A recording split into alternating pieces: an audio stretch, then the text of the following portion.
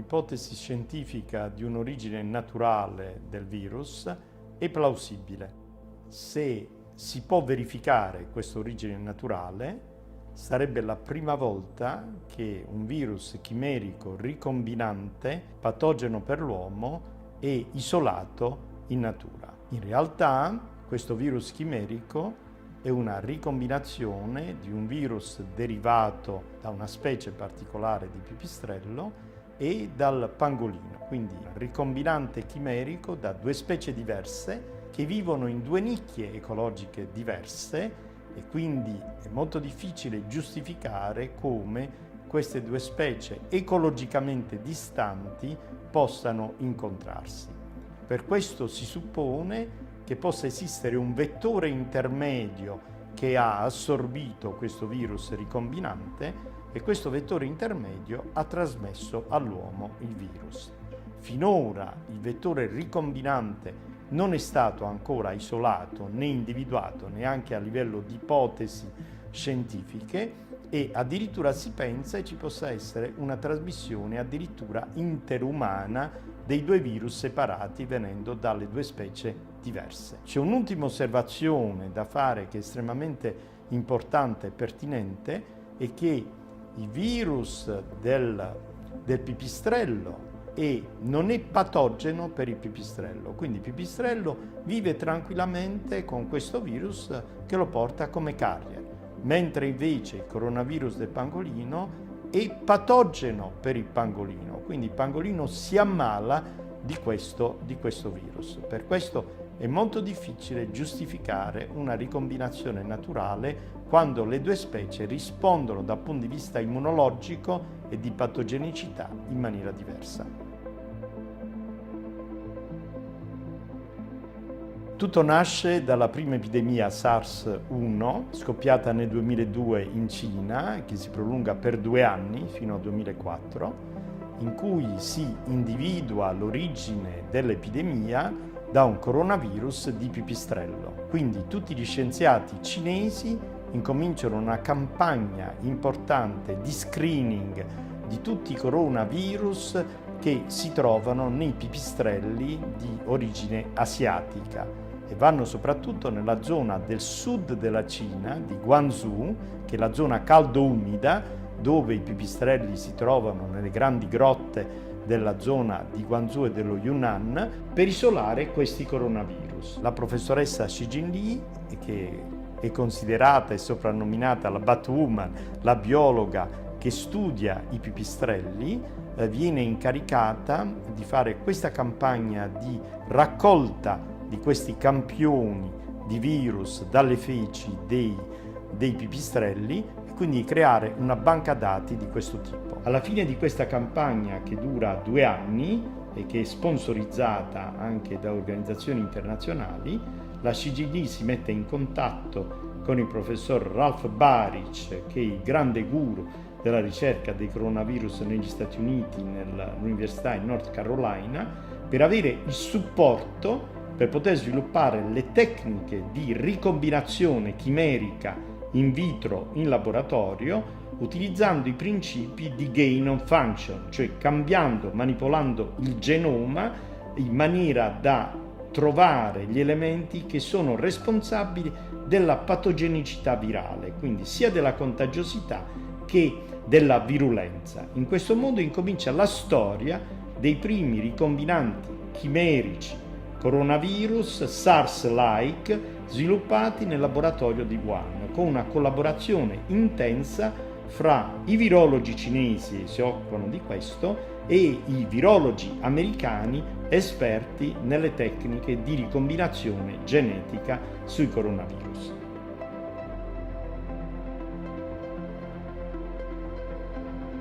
La genesi di questo virus ricombinante chimerico in laboratorio può essere descritta in 3 fasi essenziali. La prima fase, il primo step, è quello della ricombinazione dei 2 backbone, cioè delle 2 matrici del virus del pipistrello, l'RA-TG13, e del virus del pangolino, l'MP789, che sono stati fusi insieme per poter dare un cambiamento del RBM, cioè del Receptor Binding Motif, per l'affinità per il recettore umano ACE2. Senza questa ricombinazione non si sarebbe potuto dare una affinità sufficiente a questo virus ricombinante per attaccarsi alla cellula umana. Questo è il primo passaggio.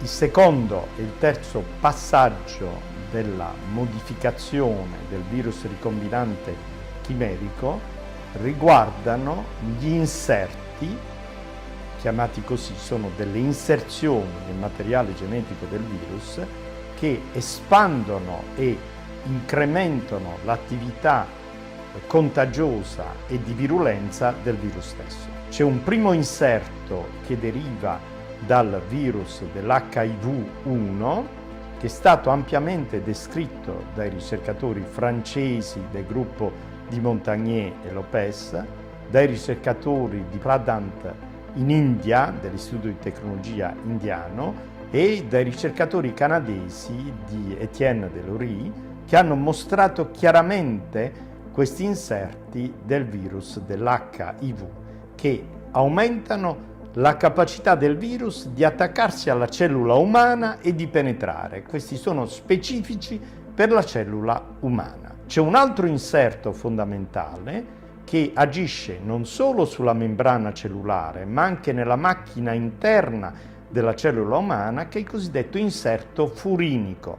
Questo inserto furinico non solo permette la capacità al virus di penetrare attraverso il recettore furinico con un meccanismo di endocitosi, ma anche di arrivare all'interno della cellula per stimolare e favorire la replicazione virale sulla proteasi furinica. La presenza di questi due inserti esclude in maniera assoluta l'origine naturale di questo virus ricombinante chimerico. L'ipotesi più accreditata è quella di una fuga accidentale, di un outbreak dal laboratorio di Wuhan, dei ceppi virali patogeni che si sono dispersi nella popolazione circostante. Tutto questo è comprovato dalle osservazioni riportate dalle intelligence di diversi paesi e dalle testimonianze dei cittadini locali.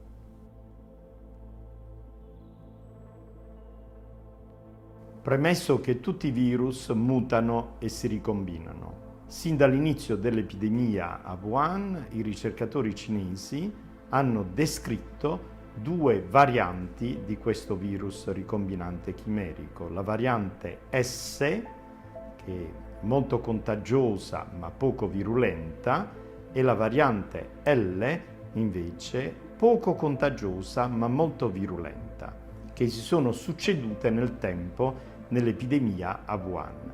La propagazione nel mondo dei due ceppi virali ha fatto insorgere altre varianti che si sono ricombinate in maniera diversa a secondo degli ambienti geografici, delle nicchie ecologiche del virus. Oggi sono descritte fino a 20 clades, come si chiamano, le varianti che sono persistenti in diversi paesi del mondo con diverse prevalenze. In particolare c'è una variante, la G614D, che è la variante prevalente negli Stati Uniti ed è responsabile dell'epidemia attuale negli Stati Uniti, che mostra una particolarità unica.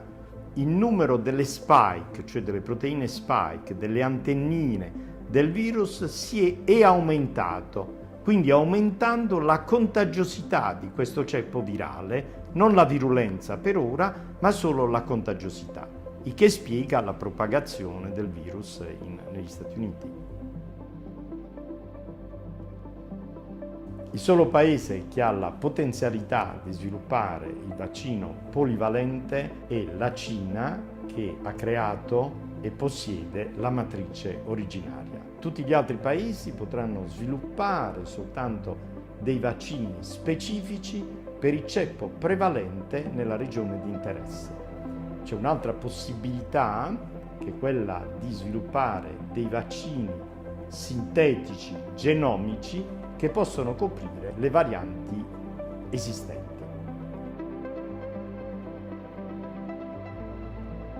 La ricerca biotecnologica moderna ha spinto anche la ricerca sulle armi biotecnologiche, sulle bioweapons. L'accesso alle bioweapons non è più un privilegio o un diritto dei grandi paesi che sono all'avanguardia delle biotecnologie, ma anche i paesi terzi possono dotarsi oggi di armi biotecnologiche con un basso costo e con una produzione molto rapida in un periodo breve di tempo. Tutto questo pone un grande problema dal punto di vista etico sull'umanità, se interdire realmente la ricerca sulle armi biotecnologiche oppure se rivedere tutta la legislazione internazionale che regolamenta la Convenzione per le armi biotecnologiche. Ricordiamoci che attualmente la Convenzione si è occupata sin dall'inizio delle armi nucleari, delle armi chimiche, delle armi che avevano un impatto sull'ambiente, ma le armi biotecnologiche erano state messe da parte perché non c'era ancora il grande sviluppo.